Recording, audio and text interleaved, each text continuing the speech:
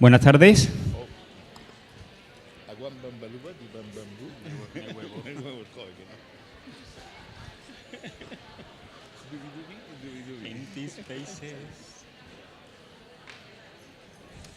Buenas tardes.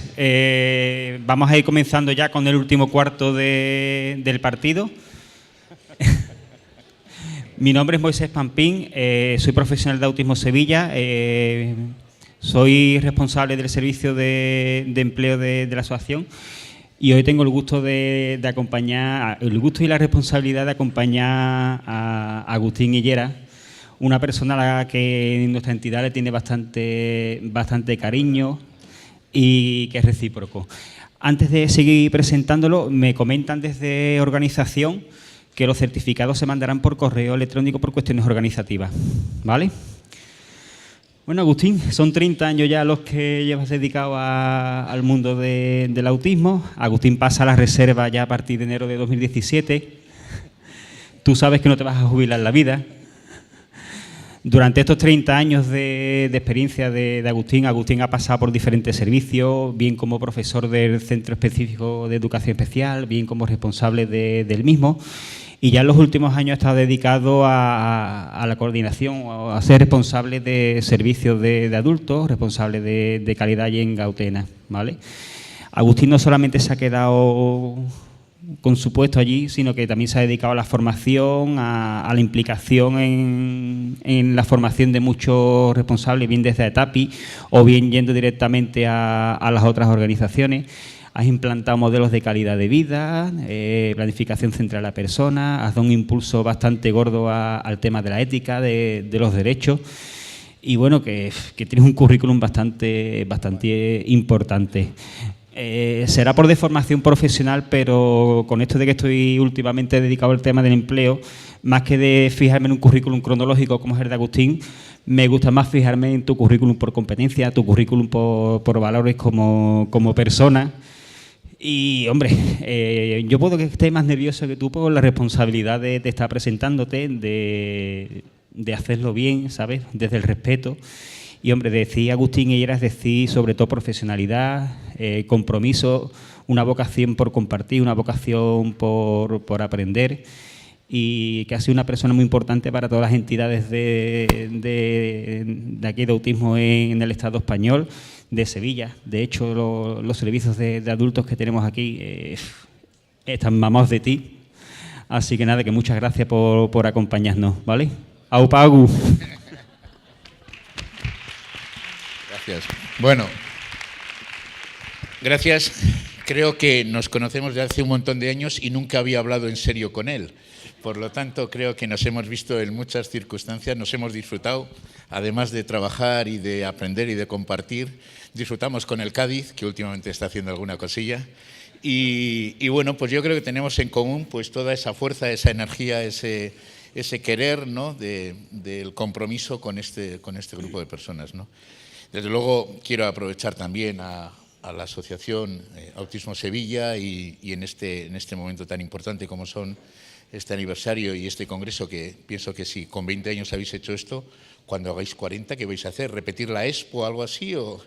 Pero jubilar nos dice, bueno, el caso es que me siento honrado, me siento muy a gusto y a la vez, y esto sería imposible sin pensar en los 200 y pico trabajadores que tiene Gautena detrás en estos 39 años que llevamos trabajando, ¿verdad que sí, Inge y Anne?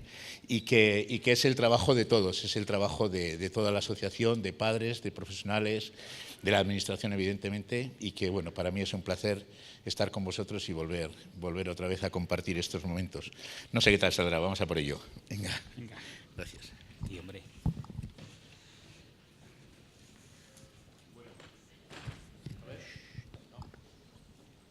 Creo que sí, ahora sí. Bueno, me gustaría poderlo hacer ahí sentado y con la soltura con que lo hacen otros. Yo enseguida se me empiezan a caer los calcetines y por eso necesito agarrarme a un espacio aquí para ser capaz de contar o de comentarles, compartir con vosotros pues un poco estas reflexiones esta propuesta que me hizo Marcos, que al principio me parecía bueno, retos y nuevos enfoques para la vida adulta, y según iba profundizando en él, iba sacando cosas, me iba dando cuenta de que es difícil hablar de la vida adulta sino hablar también de las etapas previas, ¿no? Una buena vida adulta significa haber trabajado toda la etapa educativa de una manera coherente y demás. Entonces, la sensación que tengo es esta transparencia. Yo creo que me está acompañando en los últimos años. Es una transparencia que quiero compartir con vosotros y a la vez haceros una reflexión. Con relativa frecuencia hablamos de personas con necesidades educativas especiales y yo creo que es un error. Creo que es un error porque las personas no tienen necesidades educativas especiales. Todas las personas tenemos necesidades de aprender, necesidades educativas. Y es la escuela la que tiene las necesidades educativas especiales, la que tiene que poner en marcha aquellas herramientas y aquellos competencias para que realmente todas las personas lleven a cabo su proceso educativo en las escuelas ordinarias. Por lo tanto, yo creo que la primera buena acción que podríamos hacer en aras de la inclusión y de las personas con TEA es considerar que ellos no tienen necesidades educativas especiales, sino que es la escuela la que las tiene, porque no es capaz de dar respuesta a las necesidades que tienen estas personas. A partir de ahí, lo que me gustaría, y antes de entrar en lo que va a ser el eje central de las transparencias, el plantear qué es un paradigma, porque llevamos muchos años hablando de paradigmas y a veces me da la sensación que cuando hablamos de paradigma no sabemos muy bien de qué estamos hablando. Y un paradigma es una teoría que ayuda a organizar y entender la realidad, una realidad en un momento concreto como en el que estamos viviendo en este momento. Y eso a la vez un conjunto de ideas y de convicciones que comparten una serie de personas. Y, por otro lado, aporta estímulos y líneas para organizar la acción y presenta una visión condicionada por el propio paradigma. Es decir, que lo que por un lado es una forma de ver, también es una forma de no ver. Y a partir de ahí quiero un poco presentaros esta transparencia, que es muy antigua, pero que yo creo que nos pone en nuestro sitio cuando nos planteamos esta comunicación. A lo largo de los últimos posiblemente 40 años ha habido como básicamente 3 formas de entender la atención a las personas en este caso con discapacidad o en este caso con TEA. Había una primera fase, posiblemente hace 40 años, 30 años, que hablábamos del paradigma institucional o hablábamos del paradigma asistencial, donde las personas básicamente estaban en determinados centros con un modelo de atención muy asistencial basado en lo que era el modelo médico, ¿no? Posteriormente, ahora con unos 30 años, una cosa así, y que coincide con todo lo que es el proceso de Bosferberger, de lo que es la idea de normalización, empezamos a cambiar el paradigma y ya pensamos las personas con necesidades de apoyo pueden aprender. Y en aquel formato, en aquel paradigma de Bosferberger, de pensar que en la medida que las personas fueran capaces de desarrollar habilidades y competencias podían desenvolverse en la vida con el resto de la sociedad, era una propuesta que era muy válida, pero posiblemente en aquel momento Bosferberger no fue capaz de darse cuenta de que ponía el eje central de la capacidad de las personas, de las posibilidades de las personas de incorporarse a lo que era la sociedad en general, lo ponía en clave de las capacidades que tenían que desarrollar las personas. Es la etapa que llamamos el paradigma funcional o el paradigma de integración, donde básicamente nuestro trabajo a través de los centros de día, de las escuelas y de otros tipos de talleres, orientábamos nuestra acción a que las personas desarrollaran muchas competencias. Cuantas más competencias desarrollaran, mejor o más fácil iba a ser para estas personas desenvolverse en un entorno más normalizado. Era la época de enseñar pues, a encender aquellas cocinas de butano tan complejas, o era la época de enseñar a usar pasos de cebra o atarse los cordones de los zapatos o ponerse el cinturón por el garrico, etcétera, etcétera. Es decir, era una etapa donde poníamos todo el énfasis en que las personas aprendieran, desarrollaran habilidades y, por otro lado, disminuyeran las dificultades que tenían estas personas de desenvolverse en un contexto social.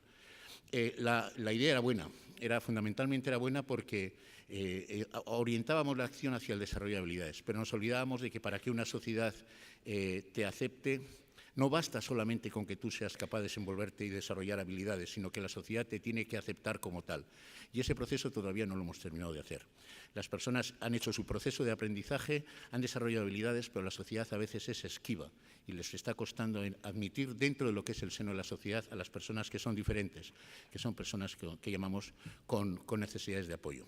Pero además tenía otro factor, y es que ese hecho de que solamente aquellos que tendrían ese desarrollo de habilidades eran las personas que se iban a quedar, aquí iban a participar aquí en la sociedad, ponía el énfasis en las capacidades de las personas. Y ahí es donde nace el tercer paradigma, el paradigma de ciudadanía, el paradigma de calidad de vida, donde las personas, al margen de las capacidades que tengan, son ciudadanos que tienen pleno derecho y que tienen perfecto derecho a poder desenvolverse en una sociedad similar al resto de los ciudadanos. Y es, por tanto, la sociedad la que tiene que hacer el esfuerzo de adaptarse para tener huecos, permitir la vida a todas las personas al margen de sus capacidades, sino por derecho. En este momento yo diría que estamos en este proceso de paradigma de ciudadanía o paradigma de calidad de vida, donde lo importante ya no son el desarrollo de habilidades o los problemas de comportamiento que puedan tener, donde lo importante son los apoyos que tienen las personas para realmente formar parte de esta sociedad. Es una sociedad como la que podemos ver en este momento. Y lo importante ya no es que esas personas lleven a cabo aprendizaje, sino que tengan futuro, un futuro como el que espero que tengamos todos en función de nuestra edad, nuestros objetivos, nuestros deseos, pero que tengan futuro. Y ese futuro es una cosa que durante muchos años se les ha negado a las personas con discapacidad. Son personas que han estado dentro de unos contextos más o menos organizados, más o menos seguros, más o menos con una cierta calidad, pero personas con las cuales tenían dificultades para planificar cuál iba a ser su futuro. Hablaremos un poco de todo esto. De tal manera de que en el paradigma de ciudadanía ya no estamos hablando de las capacidades de las personas, de las habilidades, de los problemas de comportamiento o de las necesidades que pueden tener desde una perspectiva de necesidades asistenciales de todo tipo, sino que estamos hablando de futuro, estamos hablando de apoyos, estamos hablando de personas con derechos dentro de un contexto social mucho más amplio. A partir de ahí, quería comentar un poco qué significa el paradigma de ciudadanía. Y por un lado, lo que entendemos es que cuando hablamos de paradigma de ciudadanía estamos hablando de personas con derechos, derechos como los que tienen ustedes y como los que tengo yo. Y eso muchas de las veces a las personas con discapacidad se les ha limitado. Ciudadanos miembros de una comunidad inclusiva, una comunidad que nos pertenece a todos, a las personas que son de una manera o a las personas que son de otro. Por otro lado, personas con futuro, también con capacidades, no solo limitaciones. Yo creo que el paradigma, digamos, asistencial o el modelo médico social nos ha hecho mucho daño a las personas con discapacidad porque les ha hecho percibir por la sociedad en general, no desde la perspectiva de sus capacidades, sino de sus limitaciones. Y es cierto, las personas, todas tenemos limitaciones. Yo, ustedes, las personas con TEA, etcétera, etcétera. Pero también tenemos fortalezas. ¿Hay alguien con más tesón y más tenacidad que una persona con TEA? Yo creo que no. Por lo tanto, seamos capaces de darle la vuelta a la tortilla y en vez de ver las dificultades, veamos las fortalezas. Con una vida activa. Una vida activa es una vida deseosa, con ganas de vivir, con objetivos, con ilusión y también con una calidad de vida percibida. No una calidad de vida, llevamos últimamente muchos años hablando de calidad de vida y están saliendo pruebas de evaluación de calidad de vida, pero realmente sabemos cuál es el impacto de esa calidad de vida en cada una de las personas, sabemos cuáles son los resultados a nivel personal, cómo ha mejorado la vida de estas personas desde lo que es sus propios objetivos personales. Yo creo que ahí nos queda mucho recorrido todavía. Y también con un estilo de vida personal, un estilo de vida personal que lo vamos formando desde nuestros primeros años de vida y que lo vamos enriqueciendo en la medida que tenemos la posibilidad de compartir nuestra vida con otras muchas personas en el entorno. Cuando estas personas, su marco vital es más reducido, sus posibilidades de desarrollar un estilo de vida personal es mucho más reducido. Por lo tanto, entendemos que es clave, cuando hablamos del paradigma de ciudadanía, estas ideas. Además, también tener en cuenta... Dios mío, creo que ya lo he hecho. Eso es. Entonces, a partir de ahí, entenderíamos qué es ciudadano, qué significa ser ciudadano. Bueno, Xavier Echeverría, un profesor de ética de la Universidad de Deusto, escribe en su libro de La condición de la ciudadanía de las personas con discapacidad intelectual y hace una cita muy concreta que dice: «Es todo individuo humano en cuanto a sujeto de derechos civiles y políticos y sus correspondientes deberes que especifican su libertad y autonomía en el marco de la igualdad formal y legal dentro de una estructura estatal democrática que posibilita su ejercicio». Una persona sujeta a derechos es una persona que tiene una consideración ética, que a la vez es una persona que está dentro de un contexto social, que tiene una capacidad de gestionar su propia vida de manera autodeterminada y es un participante social o ciudadano activo. De esta perspectiva, lo que entendemos es que cuando hablamos de modelo de paradigma de ciudadanía, lo que subyace debajo es que estas personas necesitan apoyos para llevar a cabo ese proceso de ciudadanía en unos contextos inclusivos en los cuales tienen que participar de manera activa y su vida tiene que ser una vida activa, no tiene que ser una vida condicionada por los demás, una vida a veces pues monótona o poco estimulante para las personas. Y por otro lado tiene que haber una valoración social, es decir, que la sociedad tiene que verles en ellos como personas que aportan valor a la sociedad y que detrás tienen un valor importante por el hecho de ser ciudadanos, al margen de sus capacidades y sus dificultades. A partir de ahí, lo que entenderíamos es que en ese sentido va a ser importante la prestación de los apoyos. ¿Qué apoyos tienen estas personas? Y eso nos genera el primer conflicto, y es que partimos de modelos de paradigmas anteriores donde los apoyos han estado llevados a cabo dentro de lo que eran los modelos de servicios. Hemos creado servicios para ellos y en esos servicios estas personas han llevado a cabo su vida con sus limitaciones y sus capacidades. Pero eso no es su espacio natural. Ese es el espacio que hemos ido creando nosotros para recoger a estas personas, y digo recoger entre comillas porque creo que era un concepto que estaba bastante de moda hace 30 años, de tal forma de que estas personas han pasado gran parte de su vida, digamos, de soslayo por lo que puede ser la sociedad en general, ¿no?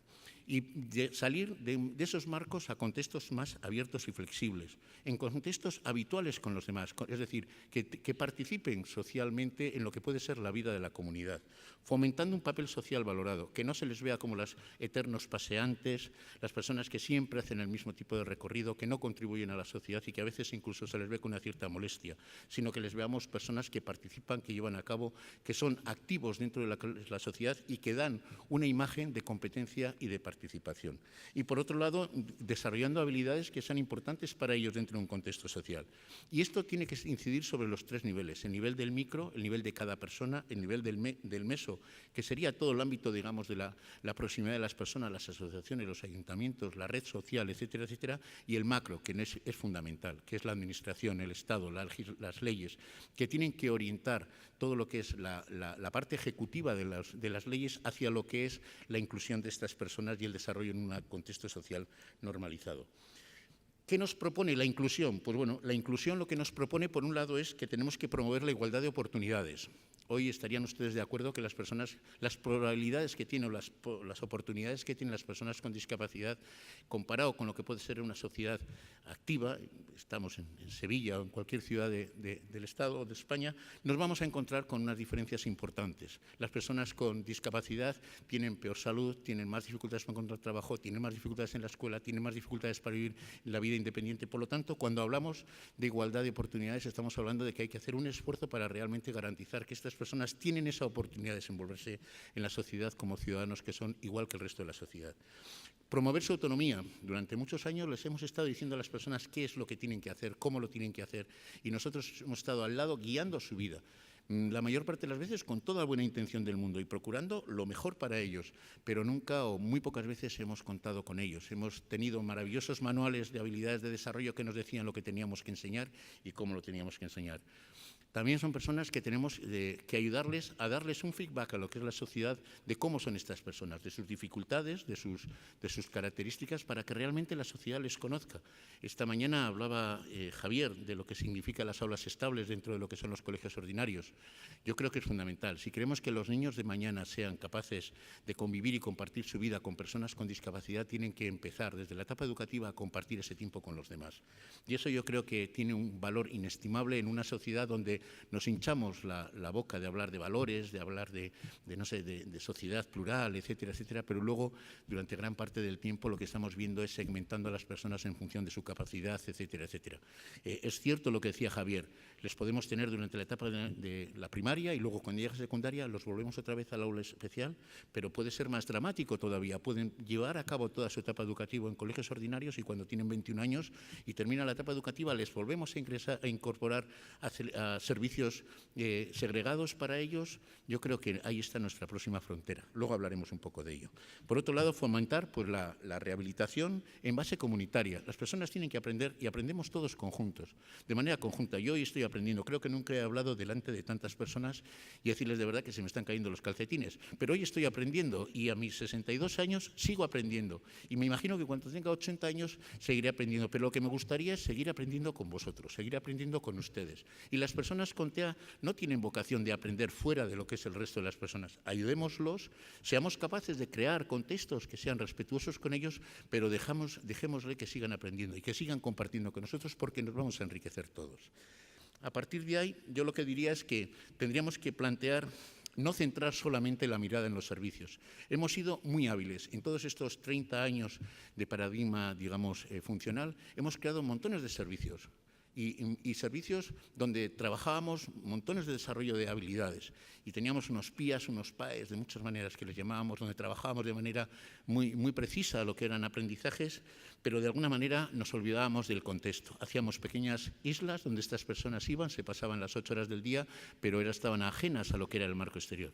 Cuando empezábamos a sentir la necesidad de utilizar la piscina, lo que hacíamos era crear piscinas dentro de lo que eran los servicios. Y hemos creado unos servicios maravillosos con piscina, con montones de recursos, pero siempre han estado al margen de la sociedad.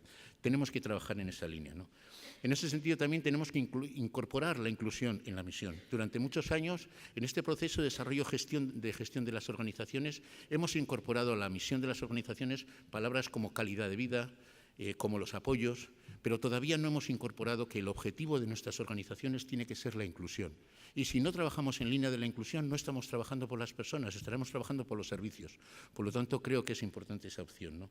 Y poner el foco en las personas con más necesidades de apoyo, sobre todo las personas con necesidades de apoyo generalizado. Son las personas que lo tienen, si queréis, en la vida más difíciles. En parte porque lo difícil que es el que ellos gestionen su propia vida, y en parte porque a esas dificultades nosotros siempre le hemos añadido ese deseo de decir: nosotros sabemos, nosotros les conocemos, nosotros decidimos por ellos. Y eso no es cierto. Estamos haciendo últimamente modelos que se parecen más a modelos, lo que llamamos el círculo vicioso o el círculo de hotel, más que modelos virtuosos o modelos centrados en lo que puede ser el que las personas lleven a cabo su vida de la manera más activa posible. Luego, la idea del empleo. Me preocupa especialmente la idea del empleo, en especial, sobre todo con el colectivo de las personas con autismo. Son personas que tienen dificultades para poder entender a veces lo que significa un empleo. Y cuando nos encontramos con empleos que son agradables y gratificantes, es una maravilla. Aquí tiene el ejemplo de alguien que lleva un montón de años trabajando en esto y lo disfruto como un enano. Pero también es verdad que, por ejemplo, nos encontramos con personas que les ponemos en determinados servicios de empleo, como pueden ser centros ocupacionales o centros especiales de empleo, que podremos plantearnos de una perspectiva ética hasta qué punto estas personas con su trabajo tienen que cobrar menos o no tienen que cobrar, las condiciones en las que están, pero es que muchos de ellos no entienden el trabajo. Y como son tan bien mandados que les hemos enseñado desde pequeño a obedecer, se pasan la vida haciendo cosas que no les aporta absolutamente ningún beneficio. Por lo tanto, yo no digo que no al empleo, pero creo que es importante que las personas disfruten con aquello que hacen. Y me consta que muchas de las veces detrás de los modelos de empleo hay más una intención productiva que no una intención de generar en las personas oportunidades de ir a una red ordinaria de empleo, como la tengo yo, que de alguna forma buscar lo que puede ser una alternativa ocupacional donde el objetivo es producir, pero no sabemos hasta qué punto en ellos les genera un aprendizaje. Me encantaría que en las organizaciones que se dedican al tema del empleo fueran capaces de generar indicadores en los cuales se recogiera el porcentaje de personas que salen del empleo ordinario, porque eso realmente daría valor y sentido a lo que es el empleo, y no que muchas de las veces parece que la imagen son personas, clientes cautivos de un modelo en el cual muchas de las veces no pueden ni tan siquiera quejarse porque tienen que estar hasta contentos de tener una ocupación. A partir de ahí, la idea un poco de empoderar a las personas. Cuando hablamos de empoderar a las personas, la clave es fijarse en la persona. Yo creo que estos días hemos hecho un buen ejercicio entre ayer y hoy de mirar a la persona, no tanto a lo que era en este caso el TEA, que a veces es difícil de entender, pero sí que lo que estamos tratando de ver es dar una vuelta, dejar de lado el diagnóstico, dejar de lado los servicios y volver a pensar en la persona, en sus intereses, en sus deseos, en sus capacidades para poder gestionar su vida. Hemos hecho una red de servicios que está muy bien orientada hacia lo que puede ser la atención de las personas, pero nos estamos olvidando de las personas. Un trato igual, no discriminatorio, poniendo énfasis en sus capacidades, que todos los tienen. Es difícil entender una persona que no tenga capacidades. Dándole protagonismo a la persona, dejarle expresarse, oír a la persona, conocer a la persona, que conocemos mucho los servicios, que generamos muchas actividades, que tenemos muchos talleres. Yo me acuerdo hace años con Fausto que hacíamos la broma esa de que había algo genético entre lo que era el autismo y la cerámica. Y lo dejábamos así decir de soslayo, y cuando nos preguntaba alguien que por qué decíamos eso, decíamos, es que en todos los centros de día hay talleres de cerámica, por lo tanto la cerámica tiene que estar ligada a lo que es la genética, ¿no?, de las personas con TEA. Bueno, hoy en día yo creo que nos hemos preocupado en hacer una variedad de talleres, de darles oportunidades, y realmente sabemos qué es lo que es importante para ellos o lo decidimos nosotros, ¿no? A partir de ahí, ¿qué supone la intervención basada en apoyos? Cuando nos planteamos las personas en ese paradigma de calidad de vida o paradigma de ciudadanía, lo que necesitan son apoyos, lo que entendemos es que esos apoyos tienen que ayudarle a las personas a desarrollar sus habilidades, pero sobre todo, tiene que hacer realidad sus metas y sus sueños. Esta mañana Carmen hablaba de los sueños de las personas. Es verdad, a veces es difícil imaginarse los sueños, pero para eso están las personas que están formando su círculo de apoyo, para ser capaces de identificar cuáles son sus sueños y ser capaces de realizar esos sueños para que las personas disfruten de la vida como disfrutamos nosotros, ¿no? Y generar ese estilo de vida personal. ¿Y dónde? Hacia la inclusión, evidentemente. Es verdad, hay personas con TEA que les cuesta salir a contextos sociales más complejos, pero dentro de lo que es el contexto social en general tenemos zonas donde puede ser más fácil para las personas con TEA desenvolverse en aquellos casos que tengan problemas importantes añadidos, y en otros casos habrá situaciones en las cuales estas personas pueden desenvolverse en su entorno. Cuando hace 11 años empezamos nosotros con la primera unidad integrada en la comunidad, nos planteaban desde lo que es la dirección de la propia organización y desde la administración, y nos decían cómo estas personas iban a poder estar en una bajera en el centro de la ciudad. Bueno, hoy, después de 11 años, tenemos más de la mitad de las personas que están en el servicio de atención de día estando en las unidades integradas en la comunidad. Hicimos una experiencia de lo que llamamos una unidad autónoma, una unidad que no necesita ningún tipo de recurso, y ahora vamos a poner otra en marcha. Y son personas que disfrutan en lo que es la comunidad en general porque está muy centrado en lo que son sus intereses. La sociedad, eso que está allá afuera, tiene una cantidad de recursos para todos en general y tiene que tener también para las personas con TEA. Lo importante son los apoyos que seamos capaces de garantizarles para que esas personas puedan desenvolverse en ese contexto de la mejor manera posible. Y sobre todo haciendo ciudadanía, haciendo personas que comparten su vida con otros ciudadanos y que de alguna manera forman parte de esa ciudad, ese colectivo de personas a las cuales terminamos viéndoles pues como a otros ciudadanos, y que no sean esas personas, grupos grandes, 7, 8 personas, con 2, 3 monitores, que parece que es una especie de invasión de algún club de los alrededores. A partir de ahí, los objetivos que nos vamos a plantear van a ser de desarrollo personal, que tenga un impacto en la persona, y eso creo que es fundamental. Es muy difícil hablar de calidad de vida si esa calidad de vida no tiene un impacto en la persona. Y evaluamos con herramientas magníficas, la GenCat, el San Martín, el INICO FEAPS, etcétera, etcétera, pero realmente no estamos llevando a cabo ningún tipo de evaluación que oriente hacia las metas personales, hacia los resultados personales. Y por otro lado, esa calidad de vida, lo que vamos a tener que determinar es qué entendemos por calidad de vida. He quitado varias transparencias, alguna de Brown, hablando de qué significa calidad de vida, también de la Asociación Americana de Discapacidad Intelectual, incluso de la OMS. Y hoy en día yo creo que estamos hablando quizás demasiado de lo que es calidad de vida y estamos midiendo o evaluando muy poco lo que es la calidad de vida percibida, el impacto que tiene en cada persona los apoyos que les proporcionamos. Todos sabemos lo que es calidad de vida. Podríamos poner no esas 6 fotos, sino unas 6.000 fotos más que nos podríamos encontrar posiblemente en Google y nos identificaríamos con algunos aspectos de calidad de vida. Los que ya somos mayores, pues posiblemente eso de andar en bici nos cuesta un poco más. Pero bueno, el estar con unos amigos o el disfrutar de los hijos o un viaje nos puede resultar especialmente gratificante. Por lo tanto, no es un tema de saber qué es lo que es importante para unos o para otros, sino qué apoyos vamos a prestarles para orientarles hacia lo que puede ser su calidad de vida. Y más cuando las personas con las que estamos hablando están alrededor rodeadas de otras personas y otras circunstancias que a veces están orientadas hacia la calidad de vida de esas personas, pero a veces da la sensación como que están orientadas hacia otro tipo de apoyos. Porque sabemos mucho de determinados modelos de calidad de vida, pero sabemos muy poco del impacto que tienen los servicios en la calidad de vida de las personas. Y ahí es donde están de alguna forma todo ese elemento que llamamos apoyos. A partir de ahí sí que entendemos lo que es calidad de vida, pero ¿sabemos realmente lo que las personas necesitan? ¿O más bien somos nosotros los que determinamos qué necesitan las personas? Eso tiene que ser una reflexión. Por otro lado, también es cierto que la importancia es vivir, que la vida tenga sentido. Yo esto es una lección que aprendí de Ángel Rivera hace muchos años, cuando discutíamos, que decíamos que una vida sin sentido es una vida que no merece la pena vivir. Es una vida, como decíamos, quizás en otro contexto decíamos, es una vida de mierda.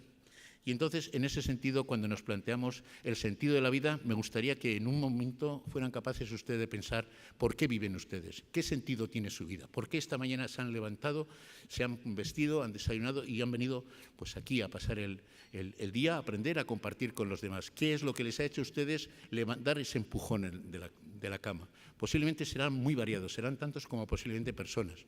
Unos, pues porque tenemos ganas de terminar esto porque nos empieza a agobiar. Otros estarán deseando empezar a hacer su trabajo, otros querrán aprender, otros estarán pensando en encontrar trabajo, otros estarán pensando en independizarse, otros en jubilarse, es decir, que habrá montones de aspectos que serán los que nos van determinando en nosotros el sentido de nuestra vida. Y ahora, haciendo un truco de magia, me gustaría que pensaran cuál es el sentido de la vida de aquellas personas de las que nosotros estamos hablando.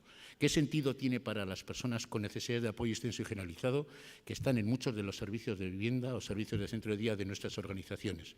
¿Tiene sentido su vida? A mí me gustaría pensar que sí. Yo creo que sí que lo tiene. Posiblemente el sentido de su vida no sea un sentido tan elevado como, no sé, comprarse una casa, o jubilarse, o cambiar de coche, o cambiar de cámara de fotos, o sacar a su hija de casa para quedarse uno solo, como es mi caso, que no consigo echarla, pero bueno. Pero lo que sí que entiendo es que para ellos las cosas pueden ser, dar sentido de su vida a cosas más sencillas. José, cuando coge el autobús todas las mañanas y se sienta al lado de Amaya, a José se le ponen unos ojos que se le hacen chiribitas. Y Amaya le mira de soslayo como diciendo, ya estás aquí otro día más. Bueno, pues posiblemente ese tipo de cosas son las que realmente le dan sentido a la vida a esas personas. Ese helado de coco, que yo pregunto si existen helados de coco, me dicen que sí, que a algunos les gusta, y asegurar que tiene todos los días ese helado de coco. Por lo tanto, la vida de las personas tiene que tener sentido. Y me cuesta creer que somos conscientes de cuál es el sentido de la vida de todas estas personas de las que nosotros hablamos. Pero desde luego la mejor práctica que podríamos tener sería garantizar que tienen esas cosas que les hacen que su vida tenga sentido. Y ahí, a partir de ahí, entendería que si la vida tiene sentido, la vida va a ser mucho más fácil, mucho más interesante y mucho más motivada. No es el momento de hablar de Mafalda, esta mañana ya le hemos puesto, las dejo ahí para ustedes y vamos a seguir trabajando con algunas cosas, como por ejemplo la idea de futuro. ¿Ustedes tienen futuro? Ya os voy a tutear, llevamos ya día y medio y ya me cuesta hablar de ustedes. ¿Tenéis futuro vosotros? ¿Cuál es vuestro futuro? ¿Qué pensáis de vuestro futuro? Cuando veo hay gente muy joven, hay gente que me figuro que se está formando, hay gente que de alguna forma el futuro está pensando esta noche cuando termine el congreso se va a enterar, o ese tipo de cosas. Pero desde luego todos tenemos futuro, o deseamos tener futuro. Vuelvo la pregunta otra vez. ¿Cuál es el futuro de las personas con las que nosotros trabajamos? ¿Cuál es el futuro de esas personas que están en esos centros de día, en esas viviendas, en esos programas de ocio? ¿Cuál es su futuro? ¿Ellos son conscientes de su futuro? ¿Conocemos nosotros, que somos los que les apoyamos, cuál puede ser el futuro? Tienen que tener futuro. Me gustaría creer que tienen futuro y que el futuro no está en base a los servicios, sino en base a sus sueños, a sus deseos. Por lo tanto, nosotros somos los que vamos a tener que ayudar a que esas personas lleven a cabo su futuro. Pero para eso tenemos que conocer su futuro. Y esa es una tarea. Ya ven ustedes que no, perdón, ya veis vosotros que no estoy hablando de los servicios, estoy hablando de las personas. Porque creo que después de 30 años, de 40 años de paradigma, estamos volviendo a ver a las personas. No nos dejamos fascinar por los servicios. Los servicios son maravillosos, pero los servicios, cuando no están orientados al futuro y a los intereses, al sentido de la vida de las personas, no sirven para nada. Por lo tanto, nuestro objetivo va a ser apoyar a las personas. Y cuando hablamos de apoyar a las personas, lo que tenemos que pensar es que no hay nada imposible, que lo tenemos que hacer nosotros posible. Y que es verdad que en la vida nos hemos encontrado montones de oportunidades que hemos dicho, esto es imposible, y luego no ha sido cierto. Miren, yo voy a comentarles una cosa. Yo hace 30 años que vivo en Gautena. Si a mí me llegan a decir que las personas del CEA de Contea iban a participar en una serie de conciertos de la Orquesta Sinfónica de Euskadi, me hubiera jugado, la herencia, lo hubiera perdido. Bueno, 30 años después, este año, a través de un programa de conciertos con una propuesta que hizo Emilio Aragón y con un cuento de un autor que se llamaba La flor más grande del mundo, de Saramago, pues dieron una serie de conciertos donde participaron no solamente las personas con TEA, sino personas de otras organizaciones del todo el Estado español, y fueron personas que participaron en esa serie de conciertos. Yo no me lo creía. Entonces, realmente esa idea de lo imposible lo hacemos nosotros. Y estamos en un mundo donde quizás es un juego, pero también es una propuesta de hacer lo imposible posible. Y eso no está tanto en manos de ellos, sino en nosotros, los que generamos esos apoyos. Y a partir de ahí conseguir pues, que ese colectivo de personas, cada uno tenga sus intereses y pueda llevar a cabo su proyecto de vida y tenga pues, su propio sentido. O igual entre ellos tienen los mismos intereses, pero que también merece la pena que sean compartidos y que den sentido a su vida. De tal manera de que no todos queremos lo mismo, cada uno queremos cosas diferentes, y durante muchos años los modelos basados en servicios han estado muy orientados a dar a todas las personas ese tipo de desarrollo de habilidades, de competencias, de abordar los problemas de comportamiento, pero nos encontramos con un colectivo de personas tremendamente heterogéneo. Por lo tanto, lo que vamos a tener que hacer es pues, trabajar las metas personales, y esas metas personales son los que van a orientar hacia dónde vamos. A partir de ahí, lo que vamos a tener que hacer es pues, pensar en metas personales en cada uno. Y así, pues tenemos que cada persona va a tener sus propios objetivos personales, que estarán también vinculados a desarrollo de habilidades y también a necesidad de apoyos para abordar problemas de comportamiento, etcétera, etcétera. Pero realmente las metas personales, los objetivos personales, los que realmente nos producen satisfacción. Y ahí lo que vamos a trabajar es, pues, ¿cómo lo hacemos? Y ese va a ser nuestro gran problema. Como prestadores de apoyos que somos, vamos a tener que determinar de qué manera vamos a generar apoyos para conseguir que cada persona tenga pues, su futuro. Y lo podremos hacer, pues no sé si con los mismos mimbres, pero con los mismos mimbres pues podemos hacer diferentes productos en función de cómo los trabajemos. O igual lo que tenemos que hacer es un mismo producto, pero desde luego que no sea el mismo producto con diferentes colores, porque volvemos a hacer otra vez lo mismo que hacíamos hasta ahora. Por lo tanto, lo que tenemos es un colectivo de personas tremendamente heterogéneo, algunos de ellos muy desdibujados, muy desconocidos para nosotros, otros les conocemos mucho más, tenemos más información, pero tenemos que trabajar con eso. Es nuestro trabajo. Aquel que decía que lo nuestro no es lo fácil, lo nuestro es lo difícil. Lo fácil lo hacen los de al lado, los de enfrente. Nuestro compromiso es trabajar con las personas que necesitan apoyos, incluso a veces teniendo esas personas desdibujadas que no nos dan mucha información, pero que nosotros que les conocemos y a través de las herramientas que tenemos, y voy a hablar del círculo de apoyos o cosas por el estilo, nos vamos a encontrar con la posibilidad de orientar la acción hacia esas personas, que sean personas con futuro y que sean personas que tengan su vida, que tenga sentido. Y ahora le doy una vuelta. Voy a ir ya de ese marco general a lo concreto. Y para ello me voy a aprovechar un poco de lo que son nuestro ámbito. Hace unos años esta misma diapositiva recogía abajo pues, ese porcentaje de personas en función de las necesidades de apoyo. Y lo que normalmente poníamos era que las personas con necesidades de apoyo intermitente era un 5%. Con lo cual, las personas con más necesidades de apoyo, pues en vez de ser un 30%, pues a veces era hasta un 60%. Esto ha cambiado. Hoy en día, en las últimas evaluaciones y los últimos indicadores sobre la prevalencia de las personas con discapacidad nos dicen que están apareciendo muchísimas personas con necesidades de apoyo intermitente, personas con síndrome de Asperger, como decíamos antes, o personas con otro nivel de funcionamiento, pero son personas que durante muchos años han estado, no sé si ocultas o en un segundo plano, y hemos generado muchos servicios para personas con muchas necesidades de apoyo. Y ahora empiezan a llamarnos a la puerta pues un colectivo de personas que hace unos años, y esto es un grupo de personas de hace 30 años en la organización, cuando yo empecé, cuando se hizo Gautena en el 78, pues lo formaron 8 familias con una edad media de 5,8 años. Luego era pues unos comienzos un poco complicados, ¿no? Y en ese momento pues había personas que tenían pues eso, 6, 8 años y estaban ahí pues con sus ilusiones, con sus necesidades, ¿no?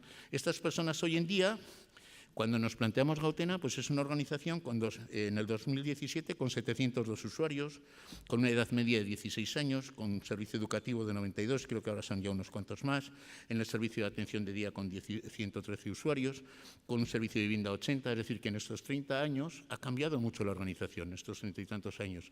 Y esos 30 y tantos años nos han servido para aprender y para posiblemente orientar nuestro trabajo hacia lo que es la atención de las personas, pero eso no quiere decir que hemos llegado, seguimos estando seguimos estando en el camino.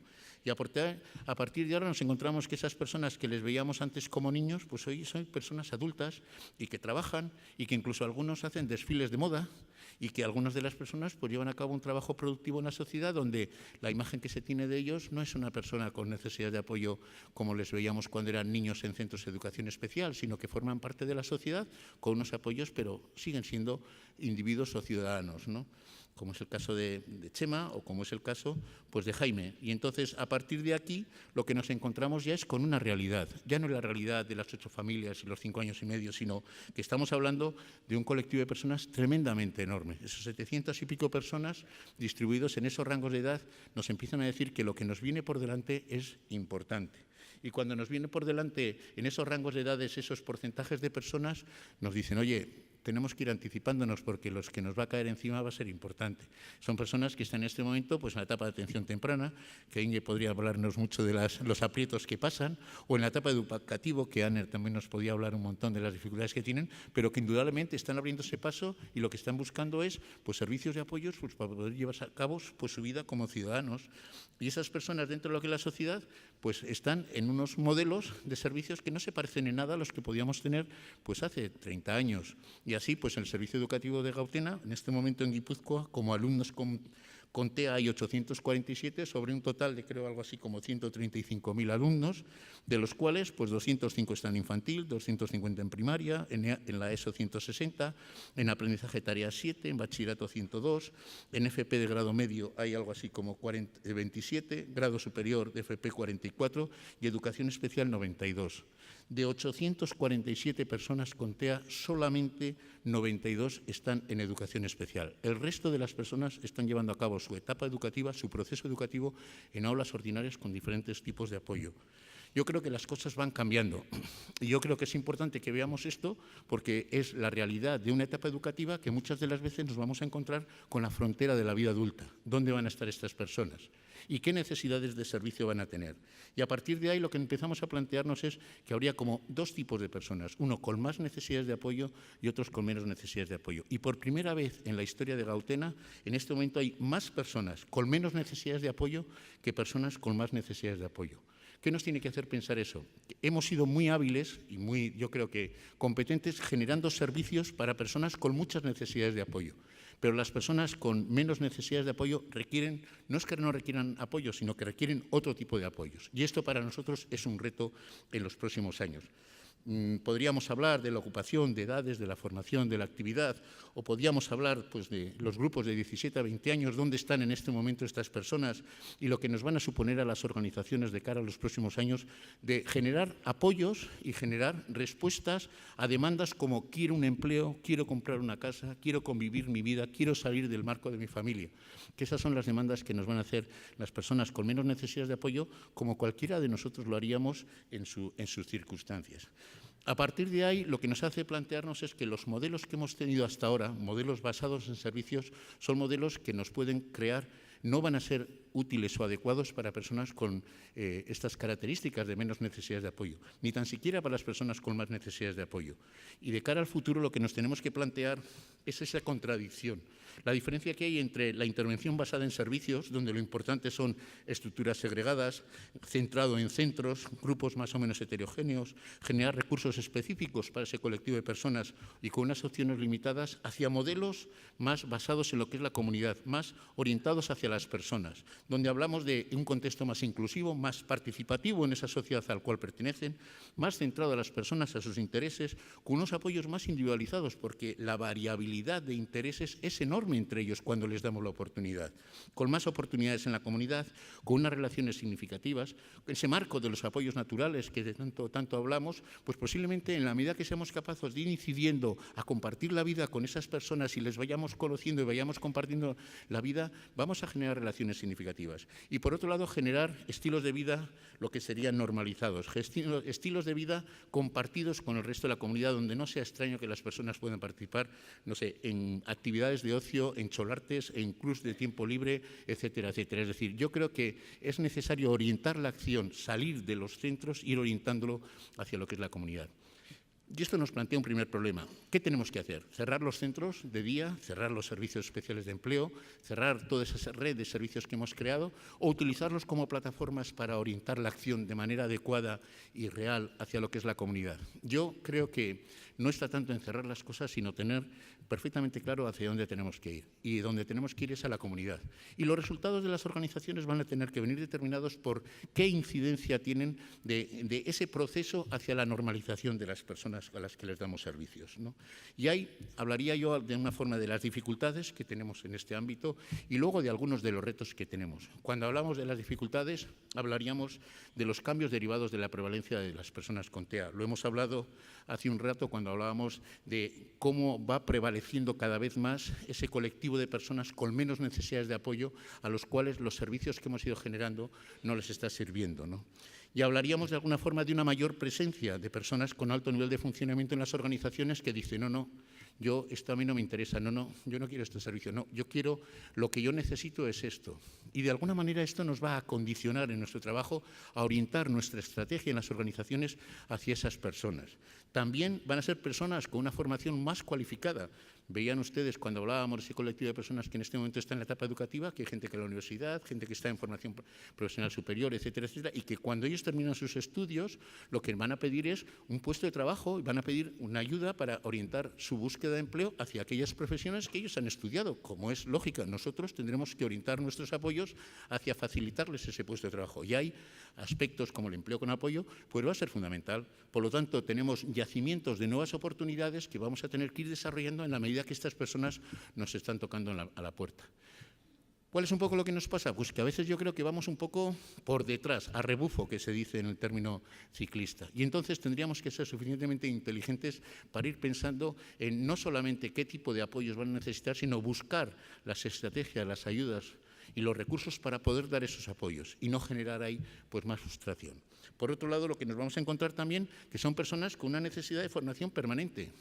Gente que está trabajando o gente que está en búsqueda de empleo.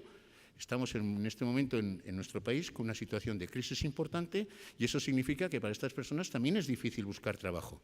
Pero lo importante no solamente es buscar trabajo, y si no, los centros especiales de empleo tienen mucho trabajo para ello, sino que sea un trabajo que te satisface y un trabajo en el cual puedas promocionar y puedas mejorar y puedas ser un trabajo que te resulte estimulante y que te ayude a buscar objetivos en la vida en ese ámbito.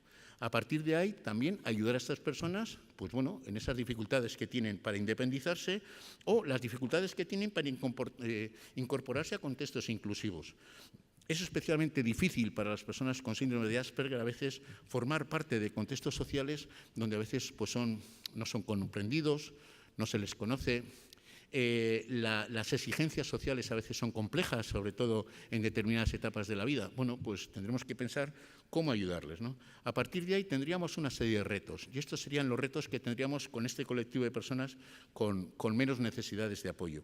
Por un lado, la necesidad de una orientación vocacional en el tránsito a la vida adulta. Creo que es fundamental. No nos podemos permitir que haya fracaso escolar en personas que orientan su formación académica, bien sea en formación profesional o en la vida adulta, sin que detrás haya una buena orientación vocacional que le ayude a esa persona a llevar a cabo un itinerario vocacional, que le permita a esa persona, desde esas etapas del tránsito a la vida adulta, como decía Lou Brown, alrededor de los 13, 14 años, de ayudarle a hacer ese proceso hacia lo que sería su formación. Porque si no, lo que terminamos consiguiendo son personas con 23, 24 años que han iniciado una carrera, 2 carreras, 3 carreras, están en casa metidos y no quieren salir para nada. Y eso es un problema que no es de las personas, es un fracaso nuestro como organización que no somos capaces de apoyarlo. Por otro lado, apoyos en los ámbitos de formación profesional y universitaria. Esas personas que, pues igual nosotros en nuestro contexto lo hacemos relativamente bien con las personas que están al lado, pero que se van a estudiar, pues no sé, a Alemania o se van a estudiar a otros sitios y ahí se encuentran a veces en situaciones difíciles. Tenemos que ser capaces de buscarles apoyos para que hagamos ese proceso de acompañamiento. Es verdad, son personas con menos necesidades de apoyo, pero no quiere decir que esas necesidades de apoyo no sean importantes, sean vitales para ellos. Por lo tanto, busquemos ese tipo de apoyos que les permitan a estas personas esa especie de acompañamiento en todo este proceso. Modelos de búsqueda de apoyo pues para la mejora del empleo de calidad. Cuando hablamos de empleo de calidad no es solamente hablar de empleo. Nos encontramos con muchas personas con alto nivel de funcionamiento que no quieren oír la palabra especial de empleo. Dicen, yo no soy de esas personas, yo he estudiado toda mi vida en colegio ordinario, yo he hecho una formación profesional y yo quiero un trabajo ordinario. y muchas de las veces yo creo que tampoco es ético para nosotros como organizaciones el inducir a las personas a esa búsqueda de empleo alternativo por el hecho de encontrar un trabajo que automáticamente le va a colocar una etiqueta de persona con discapacidad de la cual no se va a poder librar el resto de la vida, porque entendemos que las personas con alto nivel de funcionamiento serán personas con necesidades de apoyo, incluso con necesidades de apoyo en una etapa del desarrollo, pero no son personas que sean con una discapacidad intelectual. No nos olvidemos que son mentes diferentes, no mentes deficientes. Y a partir de ahí hablaremos de la necesidad de formación en la vida adulta. Todos tenemos que ir aprendiendo a lo largo de nuestra vida y estas personas también lo tienen que hacer. Con programas de acceso a viviendas individuales y compartidas. Hay personas que están trabajando, que ganan su dinero, pero tienen dificultades para poder acceder a una vivienda, a veces por los costes, otras veces porque las ayudas a lo que son viviendas, digamos, financiadas por el Estado, pues están muy lejos de lo que es su remuneración. Por lo tanto, necesitamos que estas personas busquen esas casas. Y ahí vamos a tener que hacer, posiblemente incidir más sobre la Administración, que busque otra forma de apoyar a estas personas y generar espacios vitales donde puedan vivir de manera independiente o compartida con otras personas. También recursos para planificar la vida. Hay personas que tienen muy claro qué es lo que quieren hacer en la vida, pero a veces tienen dificultades de saber cómo tienen que llegar. Bueno, pues nuestro trabajo va a estar también ligado a eso. Y sobre todo las fundaciones tutelares. Son personas que se van haciendo mayores. Gran parte de su vida viven dentro de los que son los contextos familiares y cuando llegan a esas edades donde las familias van perdiendo a sus progenitores, a los padres, a veces los hermanos están lejos, otras veces no hay hermanos y estas personas necesitan en esos momentos unas estructuras de apoyo que les garantice una calidad de vida. No solamente en lo que es la tutela, sino también la curatela. Y por otro lado llega pues, el gran reto que es la jubilación, el envejecimiento y esa pérdida de familiares, ¿no? Yo creo que aquí también nos está pillando el toro. Me da la sensación que, por ejemplo, en los últimos años que hemos tenido personas que han estado en estas edades de 60, 62 años, la Administración les ha orientado hacia lo que son servicios residenciales para personas válidas o no válidas, en función de cómo se tratan las personas, y para las personas con TEA eso es especialmente difícil. Significa cerrar su vida y abrir una puerta distinta a su vida. Yo entiendo que, apoyándome en la primera transparencia que veníamos, que todos tenemos las mismas necesidades, la diferencia son los apoyos, a mí me gustaría salir de casa.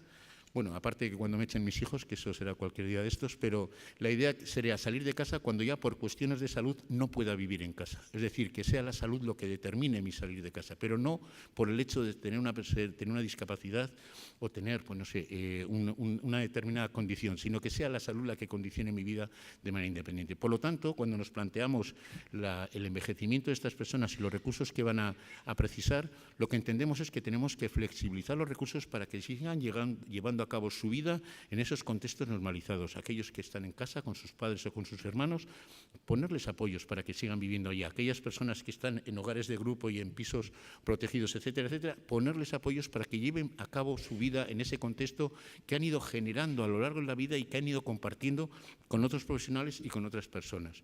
Por lo tanto, la idea de que las personas con TEA tienen fecha de caducidad como los yogures tendría que ser una cosa a evitar y realmente garantizar que son personas que van a tener un proceso de envejecimiento como el resto de la sociedad en general. Para eso, desde luego, tiene que haber un compromiso y tiene que haber un compromiso no solamente de cara a lo que es la sociedad en general, sino también a generar una serie de recursos que sean respetuosos con ellos. Hoy en día, cuando analizamos los recursos que hay desde residencias exclusivas para personas con discapacidad intelectual, residencias más o menos de 40, 50, 60 personas, o en otros casos nos encontramos personas que por la determinada edad que tienen pasan a condiciones de personas que ya no son personas con discapacidad, sino dependientes y forman parte de residencias grandes con personas, digamos, que no tienen una discapacidad, pero que realmente para ellos significa volver a cambiarles la vida de una manera sistemática. A partir de ahí, cuando hablamos de las personas con más necesidades de apoyo, diríamos que hay todavía una persistencia de esos paradigmas asistenciales y los paradigmas funcionales. No estamos con una orientación clara hacia lo que es el paradigma de ciudadanía. Tenemos todavía muchos modelos de recursos basados en modelos poco inclusivos. Yo creo que desde lo que son las organizaciones vamos mostrando cuál es un poco el camino hacia modelos más en sintonía con las personas, con el número de personas, con modelos de convivencia, en entornos inclusivos y todavía yo creo que desde muchas organizaciones se lleva a cabo modelos que están muy lejos de todo ese planteamiento. Tenemos dificultades de recursos para llevar a cabo esa integración, esa intervención en la comunidad. Todavía nos sentimos muy cómodos en los centros de día y en los recursos que hacemos específicos, pero a veces nos sentimos muy incómodos trabajando en lo que es en la comunidad. Hay muchos elementos, riesgos, etcétera, etcétera, que nos hacen que seamos poco directivos hacia utilizar ese tipo de recursos. Tenemos dificultades en asumir por parte de los actores la propuesta inclusiva.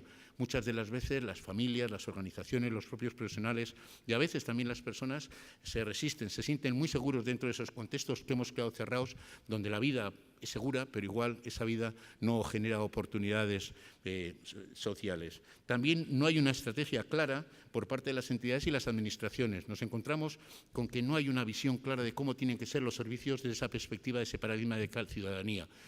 Nos cuesta a veces entender que se hagan, pues otra vez, macrocentros, recursos específicos, etcétera, etcétera, cuando desde todos los ámbitos, en nuestros marcos de debate, tenemos claro cuál es la apuesta que hacemos hacia lo que es la inclusión, ¿no?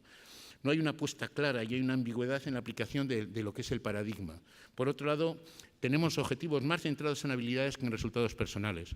Yo creo que la gran apuesta que empezamos a trabajar cuando hablábamos de la PCP, de la planificación centrada en la persona, era que sí, es cierto, las personas necesitan seguir desarrollando habilidades, pero lo que necesitan es tener objetivos personales, eso que nos hace sentirnos bien. Y a veces nos cuesta trabajar en esa línea. Tenemos dificultades para trabajar en contextos comunitarios. Es cierto, para nosotros los servicios de día son servicios donde nos sentimos seguros, controlamos los talleres, generamos talleres nuevos, cambiamos, etcétera, etcétera. Pero donde está la vida no son en los centros de día. Donde está la vida es en la comunidad, el lugar común para todos. Nos faltan recursos en determinados ámbitos, programas de respiro, de vivienda, etcétera, etcétera. Falta una evaluación de la calidad de vida en resultados personales. La prueba que les pongo a ustedes en la pantalla, o a vosotros, vamos, que es el ISMAP, sería una buena forma de evaluar lo que se llama la calidad de vida percibida. ¿Qué es importante y cuánto de satisfecho está sobre ello? Y falta de propuestas claras sobre modelos de apoyo en la etapa de envejecimiento.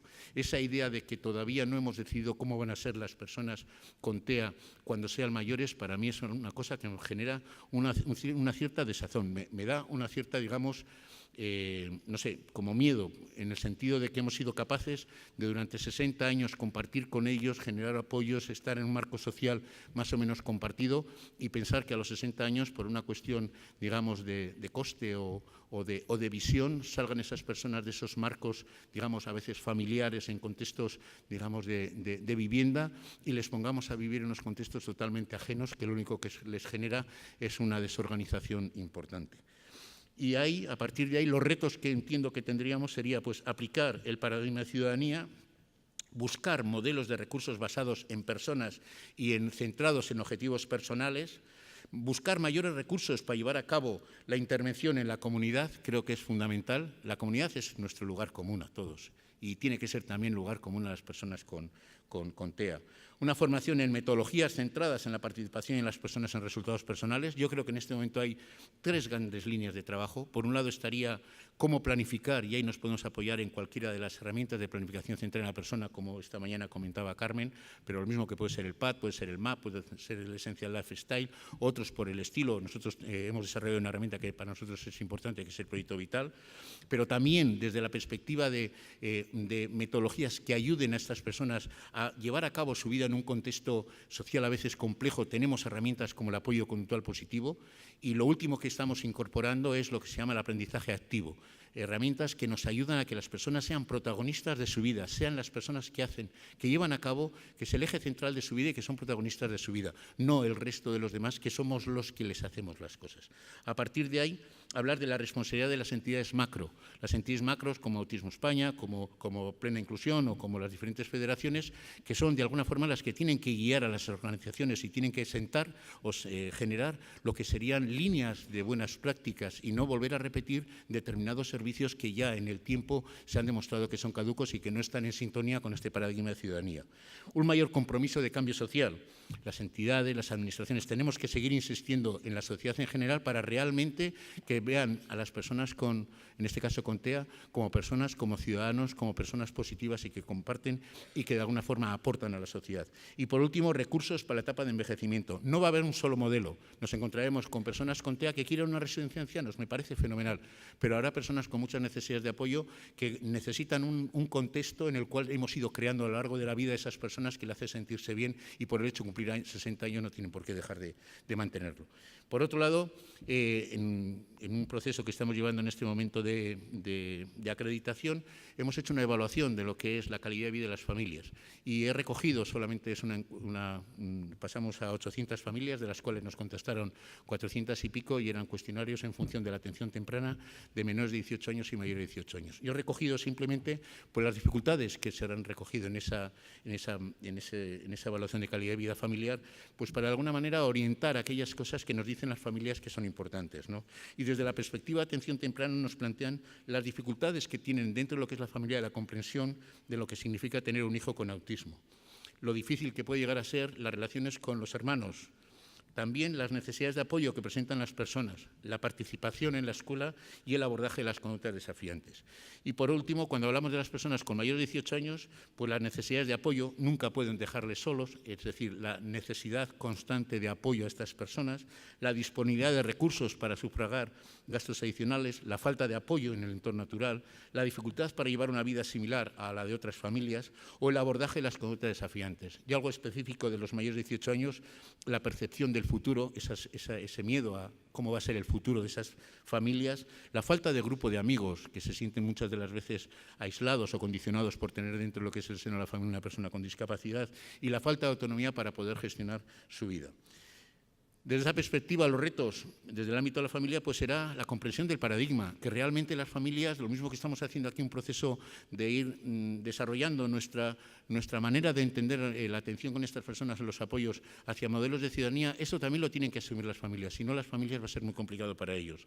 La formación para el compromiso con las personas, realmente ver a las personas en clave positiva, no verla desde lo que es el paradigma, digamos, asistencial o lo que pueden ser los modelos mentales médicos, superar ese modelo mental, empoderarse y buscar el cambio de modelo a compromiso participativo. Durante muchos años las familias han sido cruciales a la hora de desarrollar el modelo asociacionismo. Y en los últimos años parece como que las familias ya está todo hecho, y eso es un error.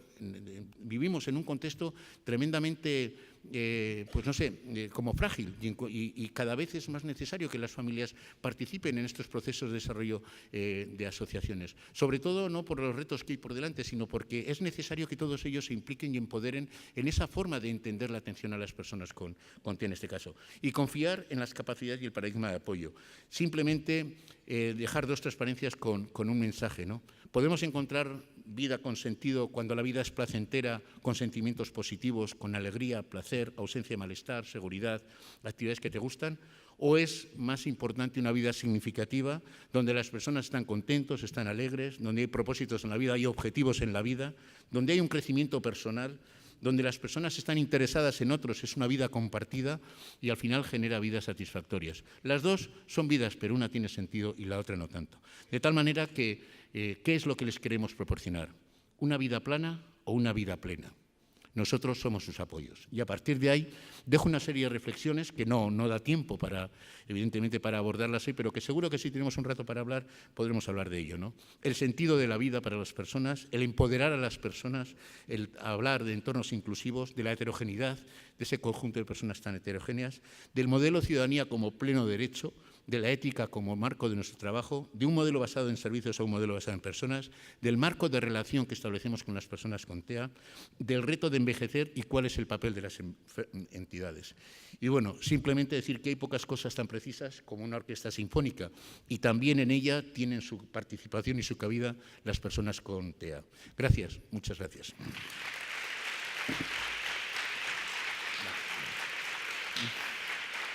Gracias. Gracias.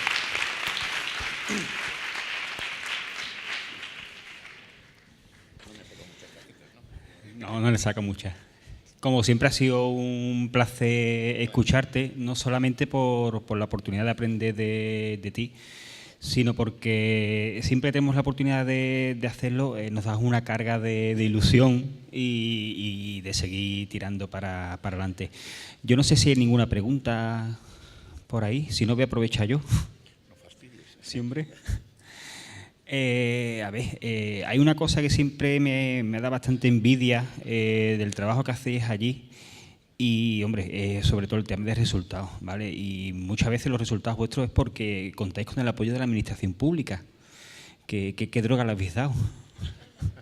Porque es que aquí la verdad que muchas veces nos enfrentamos a ello, cada vez nos ponen las condiciones peor y... Hombre, no sé. Yo creo que, hombre, es indudable que una buena relación con la administración va a ser fundamental. Yo me acuerdo de Ramón que siempre decía, de la administración hay que ir de la mano, pero a una cierta distancia. Es decir, compartimos objetivos, compartimos la atención de un colectivo de personas, un lado desde la responsabilidad de la administración y otro lado desde la responsabilidad de una organización que genera apoyos, ¿no? Pero yo sí que creo que, por ejemplo, un buen punto de partida fue hace posiblemente, pues yo creo que era como unos 28 o 29 años, que hubo un compromiso en lo que era Guipúzcoa en aquel momento entre lo que era el Departamento de Educación, las administraciones y las asociaciones, que se plasmó en un pequeño libro que se llamaba La Escuela Comprensiva Integradora. Y aquello yo creo que fue una especie de compromiso social para plantear aquella reflexión de que las personas con discapacidad, su lugar era en la comunidad en general. Y yo creo que ese espíritu todavía se mantiene. Y hombre, sí que es verdad que estar en Guipúzcoa en este momento no hay ningún centro de educación especial. Todas las personas en la etapa educativa están en colegios ordinarios, ¿no? Y tenemos una red de servicio de empleo, que son los talleres protegidos de Gureak, que está dando en este momento trabajo a 4.500 personas con discapacidad. Puede ser discapacidad intelectual, pero también hay sensorial, etcétera, etcétera. Por lo tanto, sí que hay una buena red de servicios que yo creo que es el resultado de ese compromiso. Otra cosa es si realmente eso es, esa red de servicios es lo ideal. Igual lo ideal es que esas 4.500 personas estarían en el empleo ordinario, ¿no? Pero no me preocupa tanto la red de servicios, sino si responde esa red de servicios a las necesidades que tienen las personas en función de estos parámetros que estamos hablando, ¿no? Como red de servicios creo que es potente, que ha estado muy bien, pero esa existencia de esa red de servicios en este momento puede ser una dificultad a la hora de plantear ese proceso hacia la ciudadanía o hacia los modelos inclusivos. Si yo me he gastado 600 sillones, por decirlo de alguna manera, en un centro de día y ahora dicen hay que cerrar el centro de día, yo me preocuparía. ¿Entiendes? Por lo tanto, yo creo que lo que tenemos que hacer es ir evolucionando hacia modelos que estén en sintonía con esa visión de las personas. No sobra nada. A todo le vamos a sacar partido, ¿no? Pero yo creo que en este caso en Guipúzcoa, yo creo que fue un compromiso en aquel momento por parte de las administraciones y las asociaciones que nos facilitó eso. También es cierto que la proximidad que hay entre el que recauda, que es en este caso la administración, es la Diputación, y el que necesita los dineros, que son las asociaciones, y que vivimos en el mismo contexto, hace que sea más perceptible la necesidad con el que tienen los recursos. Por lo tanto, eso también ayuda a visualizar las necesidades que tiene la sociedad en general. Y muchas gracias. Bueno, Mejor vino y agua, toma, mira.